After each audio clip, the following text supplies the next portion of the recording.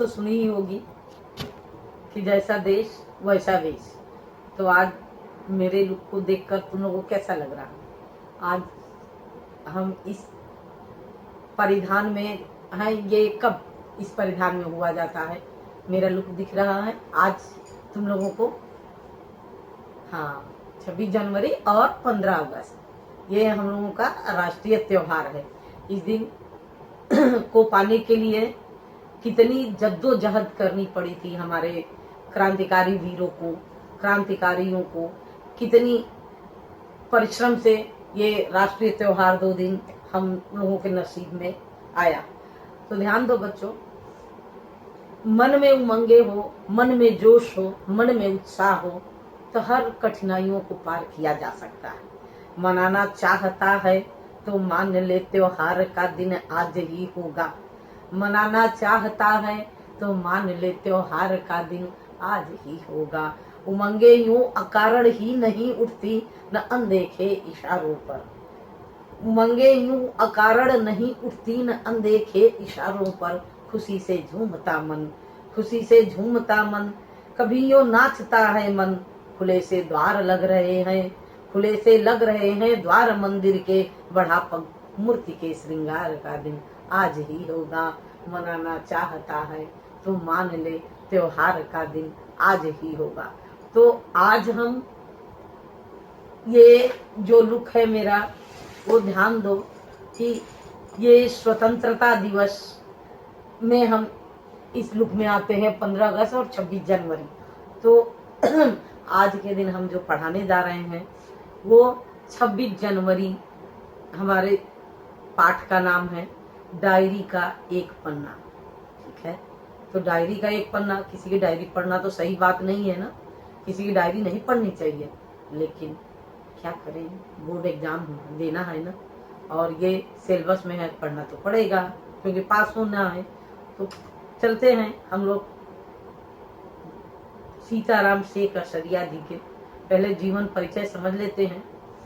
सीताराम शेखर सरिया जी का 1892 में राजस्थान के नवलगढ़ में जन्मे सीताराम शेखर सरिया का अधिकांश जीवन कलकत्ता, कोलकाता कहा जाता था, अब कलकत्ता कहा जाता है, में बीता।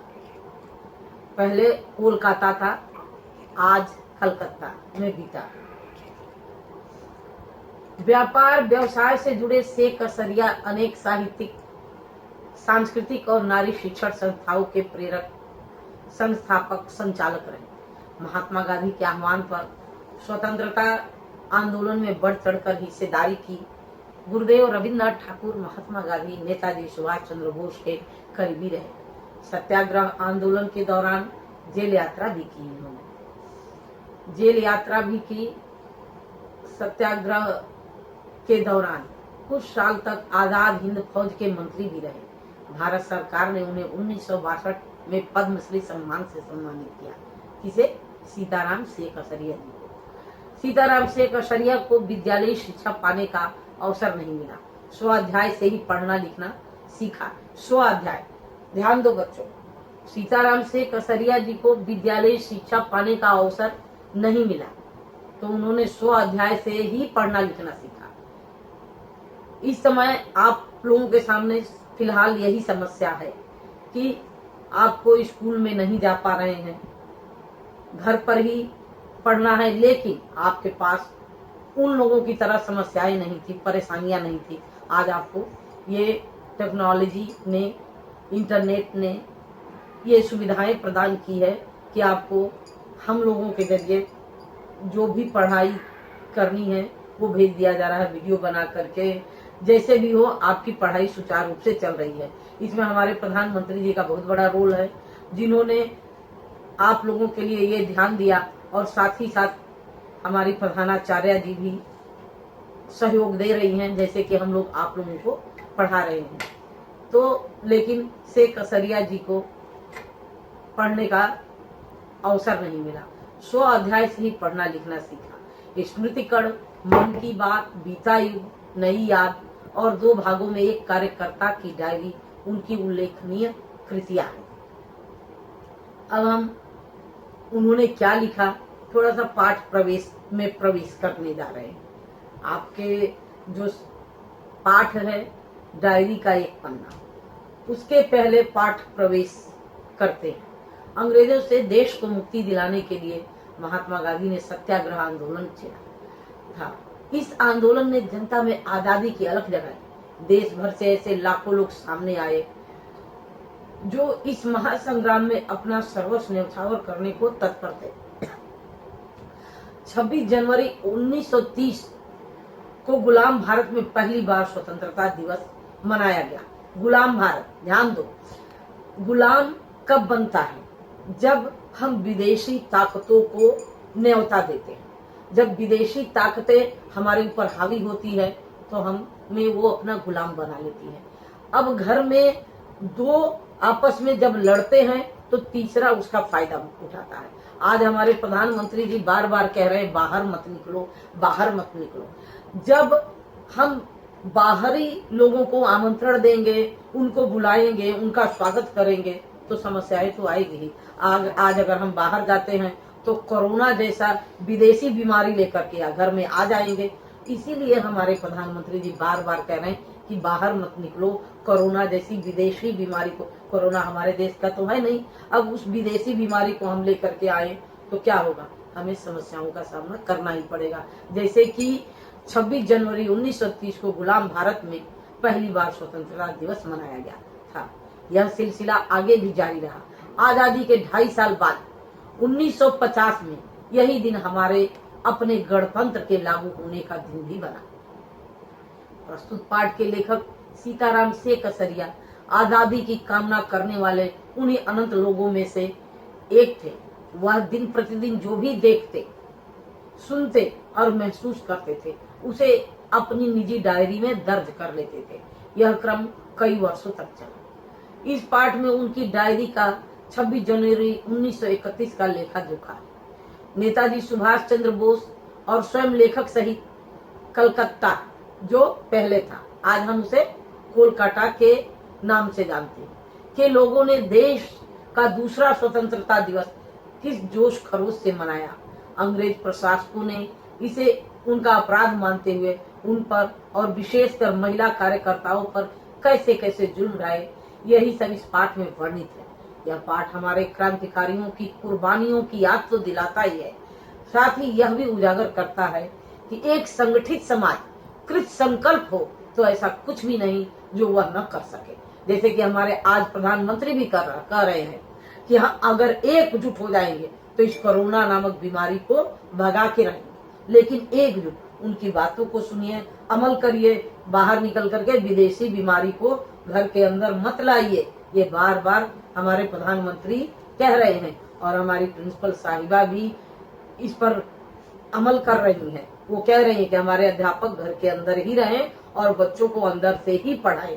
बच्चों की पढ़ाई पे इफेक्ट न पड़े, उनको हर दिन की पढ़ाई करनी है और अध्यापकों को उन्हें उन बच्चों को पढ़ाई करानी है कि बच्चों का कोई नुकसान न हो। तो आज हम इस लुक में जो है वो आज का दिन, ध्यान दीजिए, हमारे सिलेबस में जो बच्चे आपके कक्षा 10वीं के सिलेबस में जो शुरुआत है, जो स्टार्टिंग है, वो कैसे स्टार्ट हो रहा है? 26 जनवरी, आज का दिन। तो इसीलिए आज के दिन मैं इस लुक में हूँ। ये मैं 26 जनवरी मान के चल रही हूँ। क्यों? क्योंकि मानना मनाना चाहता है तो मान ले, त्योहार का दिन आज ही है। तो आज का दिन तो अमर दिन है। अमर दिन के मतलब जिसे हमेशा याद रखा जाए, जो न मरे वो अमर होता है। तो 26 जनवरी आज का दिन अमर दिन है।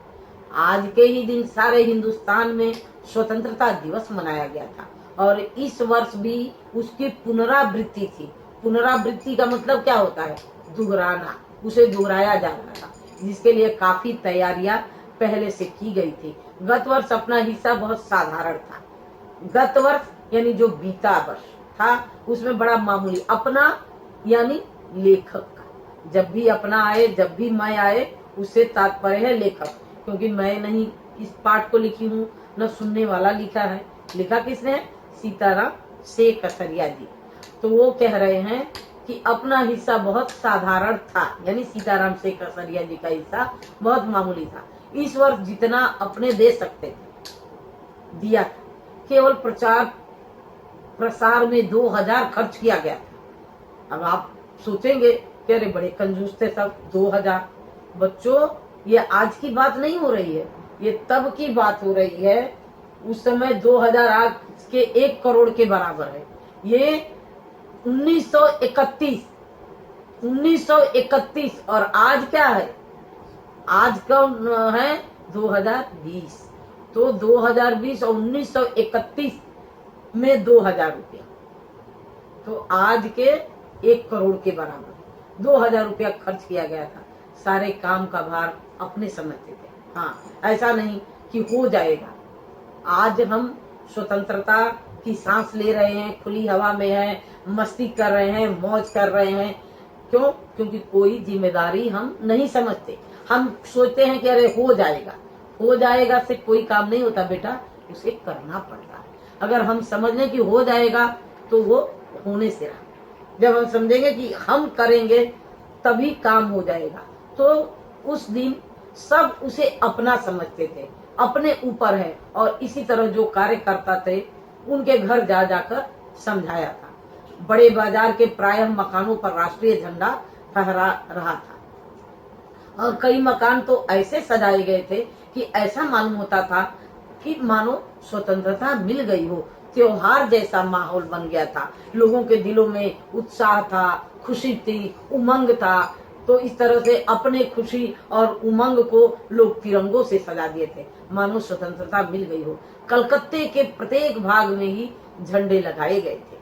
झंडे, कैसा झंडा? तिरंगा, हमारा राष्ट्रीय ध्वज। तो तिरंगा लगाया गया था। जिस रास्ते से मनुष्य जाते थे उसी रास्ते में उत्साह और नवीनता मालूम होती थी। लोगों का कहना था कि ऐसी सजावट पहले नहीं हुई। पुलिस ने भी अपनी पूरी ताकत से शहर में गश्त देकर प्रदर्शन करना प्रारंभ कर दिया था। क्योंकि पुलिस किसकी थी? देश पर अधिकार किसका था? अंग्रेजों का। तो पुलिस भी तो उन्हीं की थी। तो वो बड़े ही जोश से, बड़े ही उत्साह से, बड़े ही उससे पुलिस गश्त लगा रही थी, यानी पहरा दे रही थी। मोटर लारियों में गोरखे तथा सार्जेंट प्रत्येक मोड़ पर तैनात थे। मोटर लारियों में गोरखे तथा सार्जेंट हर मोड़ पर खड़ा थे। कितनी ही लारियां मतलब गाड़ियां शहर में घुमाई जा रही थी। घुड़सवारों का प्रबंध था। कहीं भी ट्रैफिक पुलिस नहीं थी, सारी पुलिस को इसी काम में लगाया गया था। बड़े बड़े पार्कों तथा मैदानों को पुलिस ने सवेरे से ही घेर लिया था। ऐसा क्यों किया था पुलिस ने बच्चों? सवेरे से ही क्यों घेरा था? क्योंकि उन्हें हिंदुस्तानियों को का हाल पता चल गया था। उन्हें लग रहा था कि आज के दिन हिंदुस्तानी कुछ न कुछ करने वाले हैं। इसलिए उन्होंने बड़े ही सतर्कता से और चारों तरफ घूम रहे थे कि हिंदुस्तानी कुछ कर न पाए। मोनूमेंट मतलब स्मारक। तो मोनूमेंट के पुलिस चारों तरफ से पुलिस ने सवेरे से घेर लिया था। मोनूमेंट के नीचे जहां शाम को सभा होने वाली थी उस जगह को तो भोर में 6 बजे से ही पुलिस ने बड़ी संख्या में घेर लिया था कि यहाँ पर कोई सभा न हो, कोई एकत्र न हो। बड़ी संख्या में घेर लिया था, पर तब भी कहीं जगह तो भोर में ही झंडा फहराया गया। पुलिस के इरादों पर पानी फेरते हुए हमारे हिंदुस्तान की जनता ने कई जगहों पर मॉर्निंग में ही झंडे फहरा दिया था। श्रद्धानंद पार्क में बंगाल प्रांतीय विद्यार्थी संघ के मंत्री अविनाश बाबू ने झंडा गाड़ा तो पुलिस ने उनको, ध्यान देना, अविनाश बाबू ने जब झंडा गाड़ा तो पुलिस ने उनको पकड़ लिया तथा और लोगों को मारा या हटा दिया। क्योंकि पुलिस क्या करती थी? हमारे हिंदुस्तानियों को मारती थी, पीटती थी कि वो डर जाए और उनका दबदबा हिंदुस्तान पर बना रहे। क्योंकि वो हिंदुस्तान से जाना नहीं चाहते थे, वो चाहते थे, लेकिन हमारे कुछ क्रांतिकारी वीरों ने लोगों के अंदर जोश पैदा किया, उत्साह पैदा किया कि हिंदुस्तान हमारा है और हम इसे लेकर रहेंगे। जैसे रानी लक्ष्मीबाई ने कहा कि मैं अपनी झांसी अपने जीते जी नहीं दूंगी। इसी तरह से लक्ष्मीबाई की तरह अनेक क्रांतिकारी वीर हमारे देश में अपने प्राणों की आहुति दे दिया, लेकिन जीते जी उन्होंने इन अंग्रेजों की गुलामी करना स्वीकार नहीं किया। जैसे सुभाष चंद्र बोस, चंद्रशेखर आजाद, भगत सिंह, ये इनको हम दिल से सलाम करते हैं। और वैसे ही आज जो चैप्टर है ये हमारे सुभाष चंद्र बोस का है। ये कहते हैं कि तुम खून मुझे देना, बदले में भारत की आजादी मुझसे लेना। तो वही पुलिस ने पकड़ लिया तथा और लोगों को मारा या हटा दिया। तारा सुंदरी पार्क में बड़ा बाजार, कांग्रेस कमेटी के युद्ध मंत्री हरिश्चंद्र सिंह झंडा फहराने गए, पर वे भीतर न जा सके। क्यों? क्योंकि वहां पर काफी मारपीट हुई और 2-4 आदमियों के सिर फट गए। गुजराती सेविका संघ की ओर से जुलूस निकाला, जिसमें बहुत सी लड़कियां थी, उनको गिरफ्तार कर लिया। 11 बजे मारवाड़ी बालिका विद्यालय की लड़कियों ने अपने विद्यालय में झंडोत्सव मनाया। झंडा प्लस उत्सव, झंडा का त्योहार, झंडोत्सव मतलब झंडा फहराया। जानकी देवी मदालसा बजाज नारायण आदि भी गई थी। लड़कियों को तो उत्सव का क्या मतलब है समझाया गया। एक बार मोटर में बैठकर सब तरफ घूम कर देखा तो बहुत अच्छा मालूम हो रहा था। जगह जगह फोटो उतर रहे थे। अपने भी फोटो का काफी प्रबंध किया था। अपने भी यानी लेखक ने भी फोटो का काफी प्रबंध किया था। 2-3 बजे कई आदमियों को पकड़ लिया गया, जिसमें मुख्यतः पूर्णोदास और पुरुषोत्तम राय थे। सुभाष बाबू के जुलूस का भार पूर्णोदास पर था। ध्यान देना बच्चों, सुभाष बाबू कौन थे? सुभाष चंद्र बोस। सुभाष चंद्र बोस ही सुभाष बाबू थे। तो सुभाष बाबू के जुलूस का भार किस पर था? पूर्णोदास पर।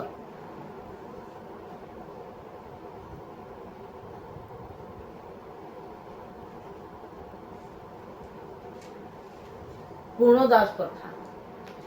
पर यह प्रबंध कर चुका था, स्त्री समाज अपनी तैयारी में लगा था। ध्यान देना, सिर्फ पुरुष ही नहीं, स्त्रियां भी बढ़ चढ़ कर के हिस्सा ले रही थी। ऐसा नहीं था कि सिर्फ पुरुष ही इस आजादी की लड़ाई में आगे बढ़े, स्त्रियां भी कम नहीं थी, वो भी बढ़ चढ़ कर हिस्सा ले रही थी। तो स्त्री समाज अपनी तैयारी में लगा था। जगह जगह से स्त्रियां अपना जुलूस निकालने की तथा ठीक स्थान पर पहुंचने की कोशिश कर रही थी। मोन्यूमेंट के पास जैसा प्रबंध भोर में था, वैसा करीब 1 बजे नहीं था। जैसा प्रबंध भोर में था, मतलब पुलिस भोर में चारों तरफ से घेर ली थी, लेकिन 1 बजे कुछ कमी आ गई, पुलिस वहां से हट गई थी। 1 बजे नहीं रहा। इससे लोगों को आशा होने लगी कि शायद पुलिस अपना रंग न दिखला, पर वह कब रुकने वाली थी। 3 बजे से ही मैदान में हजारों आदमियों की भीड़ होने लगी और लोग टोलियां बना बना कर मैदान में घूमने लगे। आज जो बात थी वह निराली थी, वह अनोखी थी, जिसके जैसा अब तक नहीं हुआ था।